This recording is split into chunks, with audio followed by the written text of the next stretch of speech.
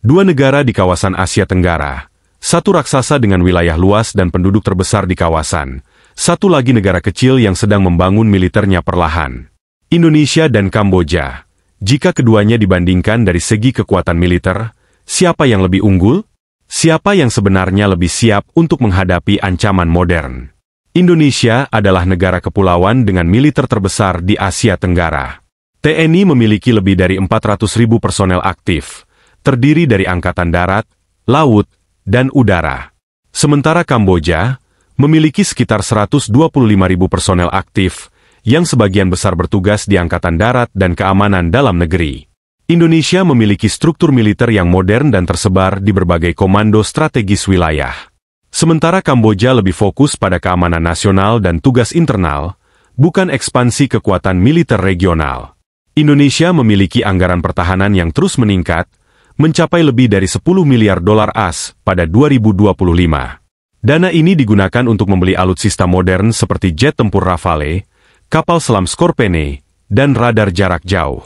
Sementara itu, Kamboja memiliki anggaran pertahanan jauh lebih kecil, sekitar 500 juta dolar AS per tahun. Sebagian besar digunakan untuk pemeliharaan dan pelatihan dasar, serta bantuan militer dari Cina yang cukup signifikan. Kamboja memang mulai memperkuat armada daratnya, tapi masih tertinggal jauh dalam hal teknologi dan skala. Di sektor udara, Indonesia mengoperasikan lebih dari 100 pesawat tempur termasuk F-16, Sukhoi Su-27, Su-30, dan segera Rafale.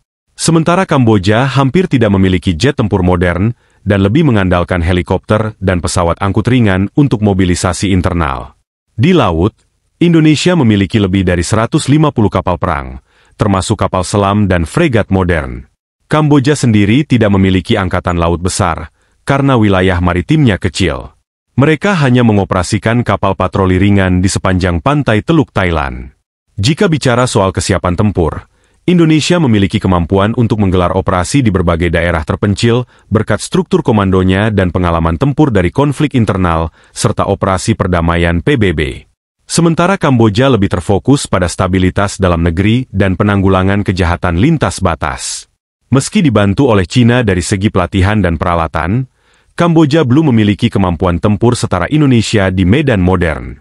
Indonesia jelas unggul di hampir semua aspek militer, jumlah personel, alutsista, kemampuan tempur, dan anggaran.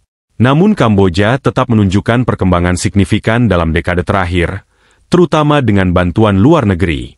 Meski tak seimbang secara kekuatan, keduanya memainkan peran penting dalam stabilitas Asia Tenggara. Dan dalam dunia modern, kekuatan militer bukan soal ukuran semata, tapi juga soal aliansi dan diplomasi. Jadi, menurut kamu, seberapa besar potensi militer Kamboja bisa berkembang ke depan? Apakah Indonesia perlu khawatir dengan peningkatan militer di kawasan? Tulis pendapatmu di kolom komentar.